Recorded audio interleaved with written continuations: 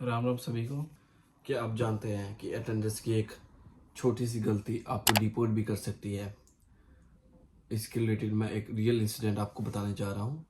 जैसे कि आपने एक वीडियो भी देखी होगी जिसमें दिखाया था कि बताया हुआ था सीयू लंदन में बच्चों को डिपोर्ट कर दिया जस्ट बिकॉज कि उन्होंने अपनी एक फर्जी अटेंडेंस लगवाई थी। वो काम पे होते थे और वो अपने अटेंडेंस कार्ड दूसरे बच्चों को दे के अपनी अटेंडेंस लगवा लेते थे। बट मैं भी उसी क्लास में हूँ और वो मेरे क्लासमेट्स हैं, so I know very well them.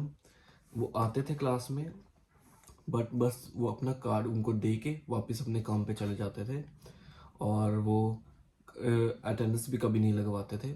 But उनकी अटेंडेंस हमेशा फुल होती थी।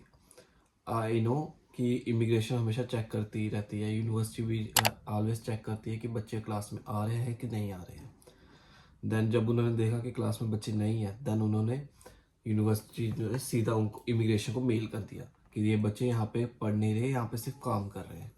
देन उन्होंने इमिग्रेशन वालों ने सीधा उनको मेल किया कि आपको इंडिया वापस जाना पड़ेगा क्योंकि अब आपकी यूनिवर्सिटी आपका वीज़ा एज ए स्टूडेंट नहीं देना चाहती है।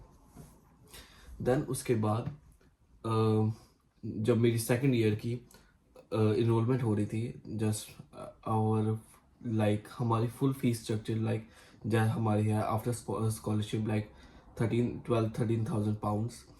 हमें अपनी इनरोलमेंट कराने के लिए मिनिमम 8,000 पाउंड देना पड़ता है यूनिवर्सिटी को। बट उस टाइम पे काफ़ी सारे बच्चों का एक इशू बहुत बड़ा क्रिएट हुआ जिसकी वजह से उनको इंडिया वापस जाना पड़ा। अब वो क्या इशू था, लाइक मैंने तो अपनी इनरोलमेंट करा ली थी, जो मेरा साथ का दोस्त था उसने 8,000 पे कर दी, उसकी तो इनरोलमेंट हो जानी चाहिए थी बट उसकी नहीं हुई। देन जब उसने 2-3 बार यूनिवर्सिटी गया, उनसे पूछा, उन्होंने बताया कि उनके ऑफर लेटर में लिखा हुआ है कि उनको जब तक वो फुल फीस पे नहीं करेंगे तब तक उनकी इनरोलमेंट नहीं होगी। और अगर इसके लिए उनको या तो अगर उनको एक सर्टन टाइम लिमिट दे दिया 2-3 डेज का, अगर वो उस टाइम लिमिट में टाइम पीरियड में अगर नहीं कर पाते हैं तो उनको इंडिया वापस जाना पड़ेगा और एज ए डेफर लेना पड़ेगा। सो मेरा इनटेक था जून इनटेक, उनको दोबारा इंडिया जाना पड़ेगा, देन उनको सितंबर इनटेक में वापस आना पड़ेगा। और as you know file process बहुत लंबा होता है अब, और अगर इंडिया कैसे गए। सो इसलिए मैं कहता हूँ कि जब भी आप अपनी फाइल लगवाएं और जब आपका ऑफर लेटर आता है तो उसको केयरफुली रीड करें ताकि ऐसी कोई बाद में आपको प्रॉब्लम ना हो। आपके पास स्कॉलरशिप भी है बट उस पर अगर लिखा हुआ है कि आपको पूरा पे करना है तो करना है।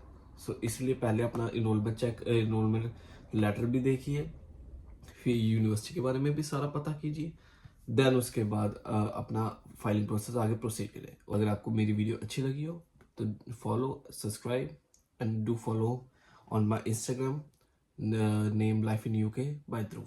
Thank you.